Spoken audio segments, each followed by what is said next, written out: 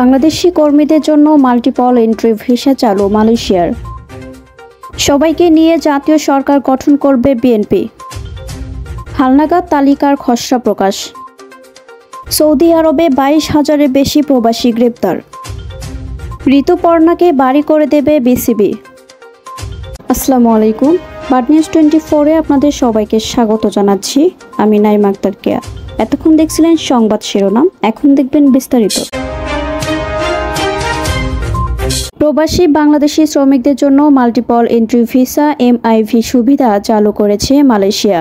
গত শুক্রবার দেশটির স্বরাষ্ট্র মন্ত্রণালয়ের এক বিবৃতিতে এ তথ্য জানানো হয়েছে। প্রধান উপদেষ্টা ডক্টর মোহাম্মদ ইউনূসের সফরের আগে দেশটির সরকার এই গুরুত্বপূর্ণ সিদ্ধান্ত নিয়েছে। প্রধান উপদেষ্টা আগামীকাল সোমবার 3 দিনের সফরে মালয়েশিয়া যাবেন। দেশটির স্বরাষ্ট্র মন্ত্রণালয় জানান, এখন থেকে মালয়েশিয়ায় বৈধ temporary work visit pass PLKS এবং সিঙ্গেল এন্ট্রি ভিসাধারী বাংলাদেশি শ্রমিকদের আলাদাভাবে এমআইভির জন্য আবেদন করতে হবে না। PLKS নবায়নের সময় ইমিগ্রেশন বিভাগ আন্তর্জাতিক প্রবেশ পথে স্বয়ংক্রিয়ভাবে এমআইভি ইস্যু করবে।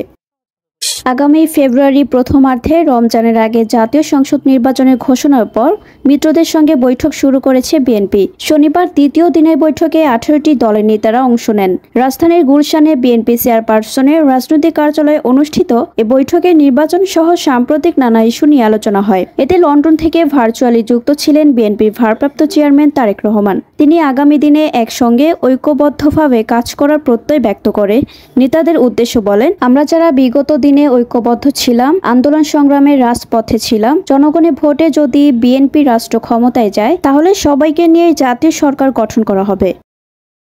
ত্রয়োদশ জাতীয় সংসদ নির্বাচন সামনে রেখে হালনাগাদ ভোটার তালিকার খসড়া প্রকাশ করা হয়েছে। রোববার সকালে নির্বাচন কমিশন খসড়া তালিকা প্রকাশ করে। এতে কারো তথ্যে ভুল থাকলে সংশোধনের সুযোগ মিলবে 12 দিন। এবার 44 লাখের মতো নতুন ভোটার যুক্ত হচ্ছেন। এরপর যোগ্য ব্যক্তির নাম অন্তর্ভুক্তি, মৃত্যুজনিত বা অন্তর্ভুক্তি হওয়ার অযোগ্য ব্যক্তির নাম বাদ দেওয়া, ভোটার স্থানান্তর এবং কোনো সংশোধন বা ত্রুটি বিচ্যুতি দূর করার জন্য 21 আগস্ট পর্যন্ত আবেদন করতে পারবেন। এসব আবেদন নিষ্পত্তি হবে 24 আগস্টের মধ্যে। এরপর অন্যান্য কাজ শেষে চূড়ান্ত তালিকা প্রকাশ করা হবে 31 আগস্ট। বর্তমানে দেশে ভোটার রয়েছে 12,37,32,274 জন। এক সপ্তাহে 22,000-এর বেশি প্রবাসীকে গ্রেপ্তার করেছে দেশটির নিরাপত্তা বাহিনী। সৌদি আরবে অবৈধভাবে বসবাস, শ্রম ও সীমান্ত আইন লঙ্ঘনের অভিযোগে তাদের গ্রেপ্তার করা হয়। শনিবার সৌদি আরবের স্বরাষ্ট্র মন্ত্রণালয় এই তথ্য জানান। সৌদি স্বরাষ্ট্র মন্ত্রণালয় জানায়, দেশব্যাপী নিরাপত্তা সংস্থাগুলো যৌথভাবে সপ্তাহব্যাপী অভিযান পরিচালনা করে। 31 জুলাই থেকে 6 আগস্টের মধ্যে বসবাস, শ্রম এবং সীমান্ত নিয়ম লঙ্ঘনের জন্য 22,072 জনকে আটক করা হয়েছে। আটক হওয়াদের মধ্যে 13,833 জন বসবাস আইন লঙ্ঘন, 4,624 জনকে সীমান্ত নিরাপত্তা নিয়ম লঙ্ঘন এবং 3,615 জন শ্রম আইন লঙ্ঘন করেছে। বাংলাদেশ নারী ফুটবলের নবজাগরণে যে কয়েকজনের নাম সবার আগে উঠে আসবে তাদের মধ্যে ঋতুপর্ণা চাকমা অন্যতম।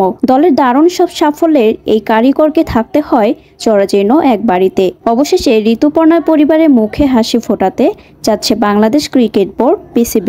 এই ফুটবলারকে বাড়ি করে দেবে দেশে ক্রিকেটের সর্বোচ্চ নিয়ন্ত্রক সংস্থা। গতকাল শনিবার BCB সভা শেষে বিষয়টি নিশ্চিত করেছেন মিডিয়া বিভাগের চেয়ারম্যান ইফতেখার রহমান। তিনি জানান, ইতিমধ্যে বাড়িটির নকশা এবং প্রয়োজনীয় সবকিছু BCBর কাছে পাঠিয়েছে ঋতুপর্ণার পরিবার। বোর্ড সভায় সেটার অনুমোদন দিয়েছেন সংস্থাটির সভাপতি আমিনুল ইসলাম বুলবুল। এতক্ষণ আমাদের সাথে থাকার জন্য আপনাদের সবাইকে ধন্যবাদ। পরবর্তী সংবাদ দেখার জন্য আমন্ত্রণ এবং সাবস্ক্রাইব করে বাড নিউজের পাশে থাকুন।